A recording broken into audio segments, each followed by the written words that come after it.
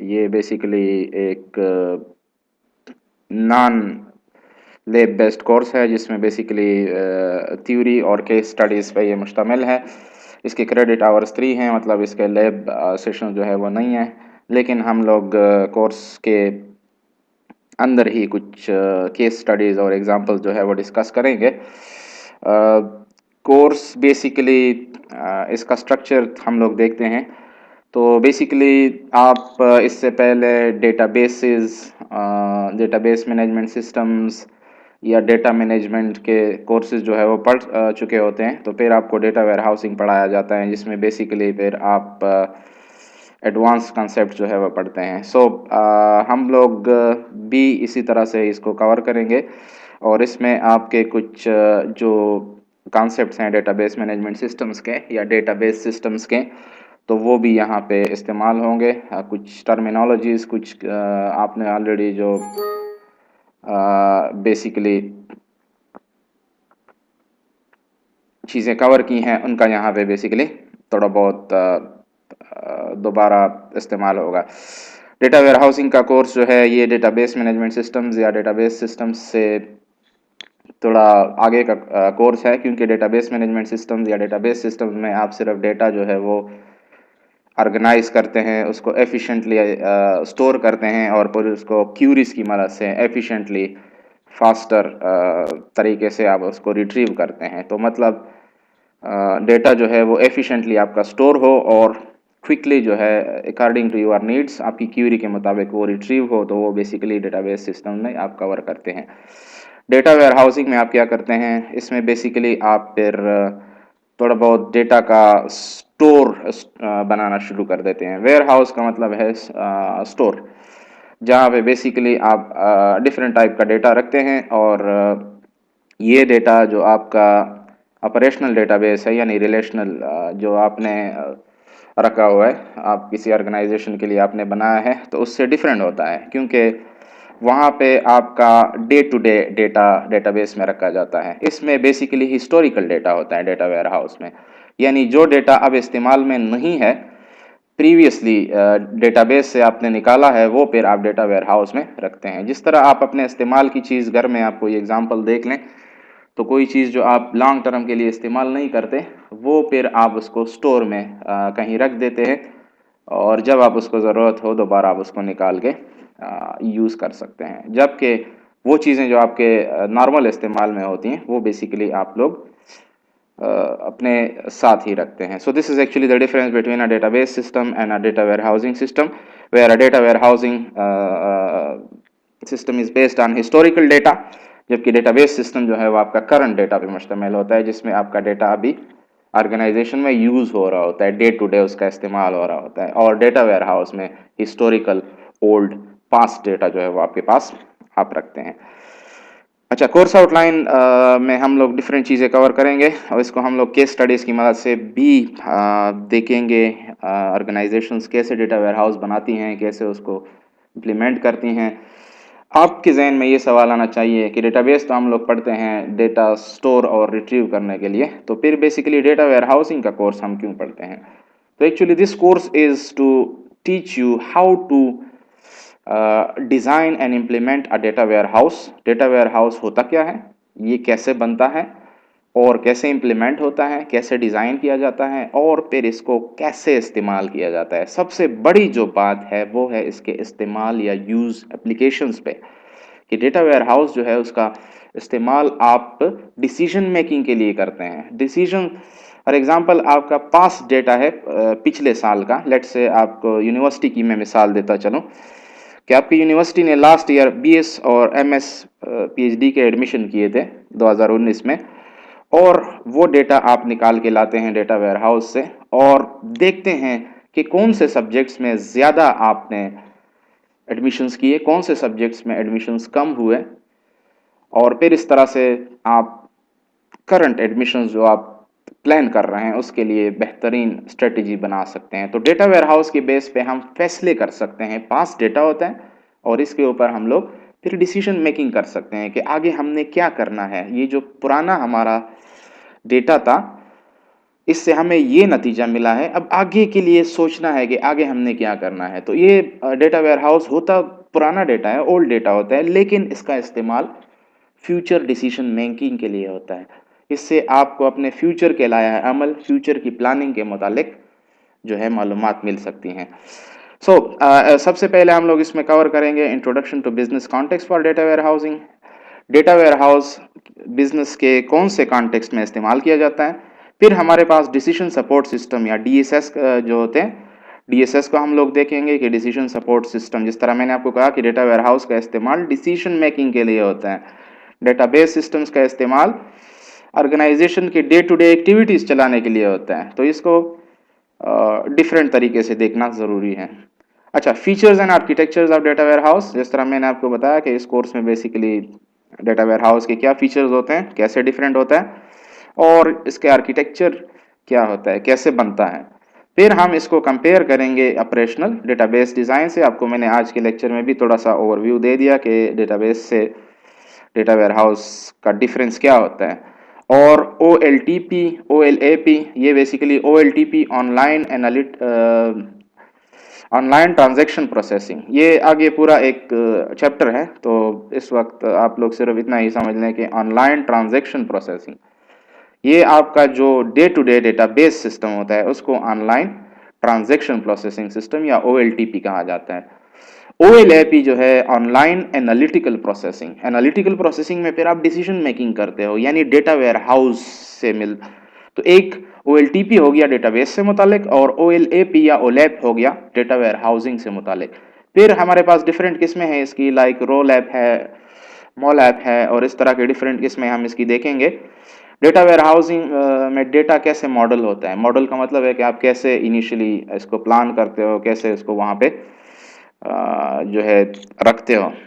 फिर हमारे पास different schemas जो है वो होते हैं, जिस तरीके से आप डेटा की मॉडलिंग कर सकते हैं। जिस तरह डेटाबेस में आप रिलेशनल मॉडल इस्तेमाल करते हो, टेबल्स के दरमियान रिलेशनशिप्स होते हैं, प्राइमरी की, फॉरेन की, और इस तरह के कंस्ट्रेंट्स होते हैं।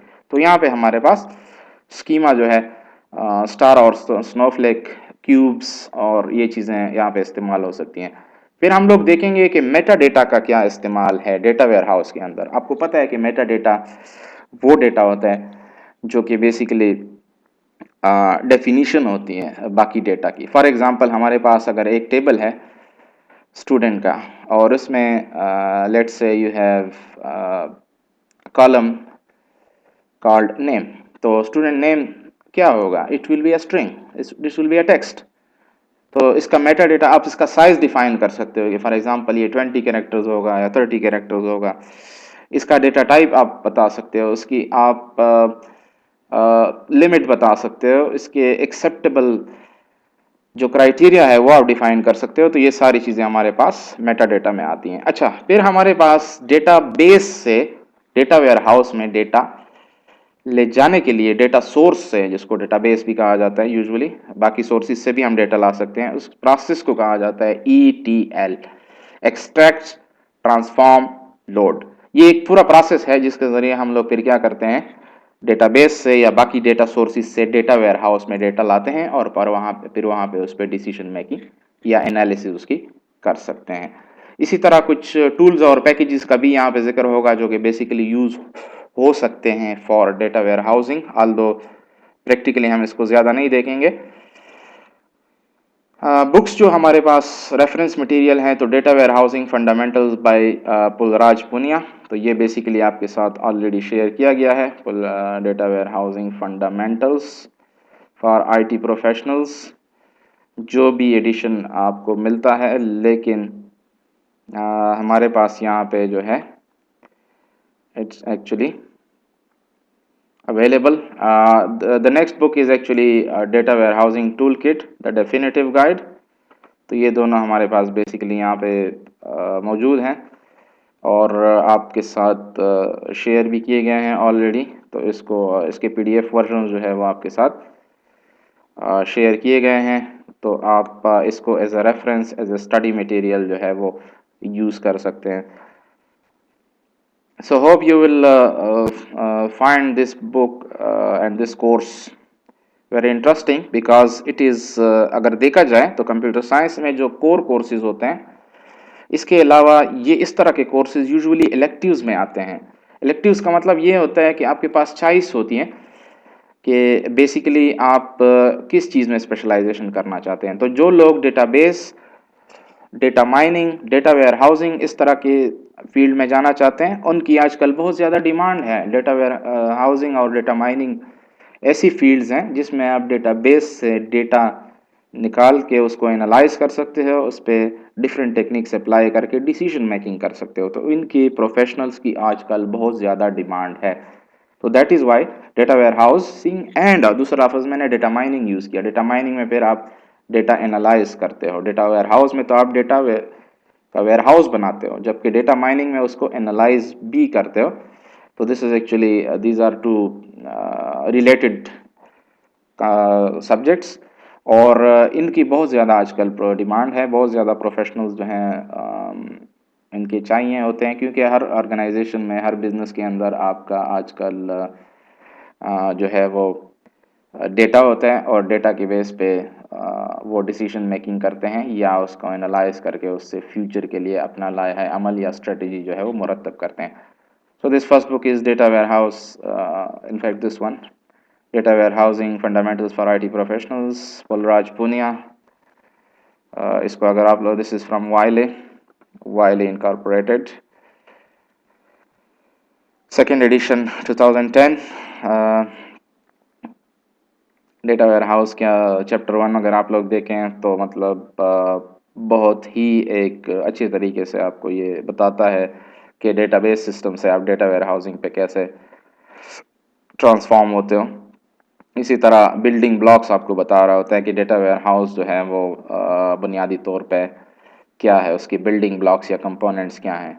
इसी तरह ट्रेंड्स क्या चल रहे हैं हमारे पास डेटा वेयर हाउस के अंदर। फिर इस तरह से प्रोजेक्ट मैनेजमेंट, प्लानिंग और डिफरेंट जो फेजेस हैं इसके को बता रहे, जो कि हमारे कोर्स में पे मुश्तमिल है। Data warehouse tool kit जो है इसका थर्ड एडिशन जो है, Kimball, Ralph Kimball, definitive guide to dimensional modelling. तो और इसके साथ दूसरा ऑथर भी है हमारे पास। So basically this book is also very very interesting, और data warehousing, business intelligence, dimensional modelling आपको बिल्कुल स्टार्ट से ये बता रहा है। इस तरह से फिर आपको बेसिक कंसेप्ट्स, टर्मिनोलॉजीज़ और एक स्टेप बाय स्टेप प्रोसेस लेके जा रहा है। इस बुक की जो मुझे सबसे अच्छी बात लगी वो एक केस स्टडी बेस्ड अप्रोच है। फॉर एग्ज़ाम्पल, इसको अगर आप लोग देखें, चैप्टर 2 तो इन्होंने डायमेंशनल मॉडलिंग दिया हुआ है। फिर चैप्टर 3 देखें, रिटेल सेल्स। तो ये एक रिटेल, फॉर एग्ज़ाम्पल कोई ऑनलाइन शॉप है या ऑफलाइन शॉप है, तो उसका एक पूरा प्रोसेस आपको बता रहा है कि वो कैसे step by step data warehouse बनाएंगे। फिर इस तरह इन्वेंट्री मैनेजमेंट के लिए, इन्वेंट्री आपका जो बिजनेस वाले जो डिफरेंट प्रोडक्ट्स या गुड परचेज करते हैं, तो वो एक्चुअली सेल करते हैं उसको, या जो रॉ मटेरियल वो यूज़ करते हैं, तो इसको इन्वेंट्री कहा जाता है। तो इन्वेंट्री के लिए भी बुनियादी तौर पे डेटा वेयर हाउस कैसे बनाया जाता है, उसका स्ट्रक्चर कैसे होगा। फिर प्रोक्योरमेंट, परचेजेस जो होती हैं हमारे पास, ऑर्गेनाइजेशन डिफरेंट किस्म की चीज़ें जो है वो परचेज़ करती हैं, क्योंकि उनको या तो वो अपने दफ्तर के लिए या अपनी फैक्ट्री के लिए वो चीज़ चाहिए, या वो उससे कुछ नया बनाने के लिए उसको रॉ मटेरियल चाहिए। तो this is actually called as procurement. फिर इसी तरह ऑर्डर मैनेजमेंट देखें, आपके बहुत सारे ऑर्गेनाइजेशंस, बिजनेसेस जो हैं वो ऑर्डर्स ले रहे होते हैं, होटल्स वगैरह हैं, इस तरह से आपके पास कॉफ़ी शॉप्स हैं या डिफरेंट किस्म के ई कामर्स स्टोर्स हैं, तो वो ऑर्डर्स ले रहे होते हैं। तो वो ऑर्डर मैनेजमेंट कैसे, उसका डेटा वेयर हाउस बनेगा, कौन कौन से फेजेस होंगे। फिर अकाउंटिंग सिस्टम आप लोग जानते हैं, जो पैसे का लेन देन का पूरा एक सिस्टम है, अकाउंटिंग सिस्टम भी डेटा वेयर हाउसिंग उसको चाहिए होता है। कस्टमर रिलेशनशिप मैनेजमेंट, देखें कस्टमर के साथ आपने ताल्लुक़ रखना होता है, तो इस सिस्टम को कहा जाता है कस्टमर रिलेशनशिप मैनेजमेंट सिस्टम।